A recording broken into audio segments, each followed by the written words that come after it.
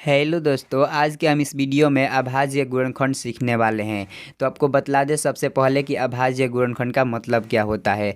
अभाज्य गुणनखंड का मतलब होता है कि कोई संख्या भाज्य दी हुई होती है, उसे अभाज्य संख्या के रूप में व्यक्त करना होता है। आप जानते हैं कि भाज्य संख्या को अंग्रेजी में कंपोजिट नंबर कहा जाता है और अभाज्य संख्या को अंग्रेजी में प्राइम नंबर कहा जाता है। तो अब चलिए हम सीखते हैं। तो देखिए यहाँ पर एक संख्या दी हुई है 500। तो आप जानते हैं कि 500 एक भाज्य संख्या है, इसे अभाज्य गुणनखंड के रूप में व्यक्त करना है। तो सबसे पहले अभाज्य गुणनखंड का बेसिक कॉन्सेप्ट जान लीजिए। जब भी कहेगा कि अभाज्य संख्या गुणनखंड में व्यक्त कीजिए, तो सबसे पहले आप क्या करेंगे, सबसे पहले छोटी अभाज्य संख्या से कटाएंगे। अगर सबसे छोटी अभाज्य संख्या से नहीं कट रहा है तो उससे बड़ी अभाज्य संख्या से कटाएंगे, उससे बड़ी अभाज्य संख्या से कटाएंगे और इस तरह कटाते हुए चलेंगे। यह मत गलती कर दीजिएगा कि सबसे बड़ी अभाज्य संख्या से कटा दीजिएगा पहले, तो गलत हो जाएगा।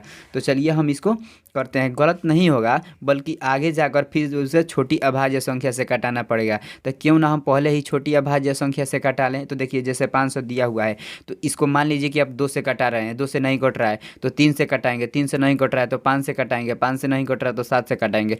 इस तरह अब बढ़ते जाएंगे, पहले छोटी अभाज्य संख्या से कटाना होता है। तो चलिए देखिए यह 500 है, यह सबसे छोटी अभाज्य संख्या तो 2 होती है। अब जानते हैं कि 500 जो 2 से विभाजित हो जाएगा। तो चलिए हम पहले इसे 2 से कटा लेते हैं। तो चलिए हम इसे 2 से कटाते हैं। तो देखिए 500 को जब 2 से कटाएंगे तो यह कितना बार कटेगा, 28 बार में कर देगा। अगर इस तरह नहीं कटाने आता तो इस तरह कीजिए, 2 दूनी के 4, क्या होगा 2 दूनी के 4 और 2 पचे 10 और एक जीरो उतार दीजिए। अब चलिए, अब आप जानते होंगे कि 2800 जो है यानी कि 250 है, ये अभी 2 से कट जाएगा क्योंकि लास्ट में जीरो है। तो इसे हम पुनः 2 से कटाते हैं। तो चलिए 2 से कटेंगे तो यह 2 कट जाएगा एक बार में, 2 दूनी के 4, 2 पचे 10, यानी कि फाइनल हम लोगों को 125 है। अब देखिए 125 अब 2 से कट सकता है, नहीं कट सकता है। 125 इसको 3 से कटा सकते हैं, 3 से भी नहीं कट सकता है। तो किससे कटाएंगे, अब 5 से कटाएंगे। कभी भी हमें अभाज्य संख्या से ही कटाना है, क्योंकि अभाज्य, देखिए अभाज्य गुणनखंड के रूप में व्यक्त करना है तो हमें अभाज्य संख्या से ही कटाना है। तो अब चलिए इसे हम 5 से कटाते हैं। तो चलिए हम 5 से कटाएंगे, 5 से कट जाएगा, यह 5 से कट जाएगा।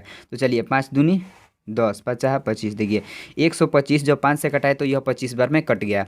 अब देखिए 125 को तो कटाए तो यह 25 बार में कट गया। अब देखिए 25 को फिर अब 5 से कटाएंगे, क्योंकि 5 से कट रहा है। जब तक कटेगा जिस अभाज्य संख्या से उसे कटाते रहेंगे। तो चलिए इसे 5 से कटाते हैं। तो चलिए 25 को जब 5 से कटाएंगे तो यह 5 बार में कट जाएगा। अब देखिए 5 को भी 5 से कटा देते हैं, यह कट जाएगा, आप तो जानते ही होंगे, तो एक बार में कट जाएगा।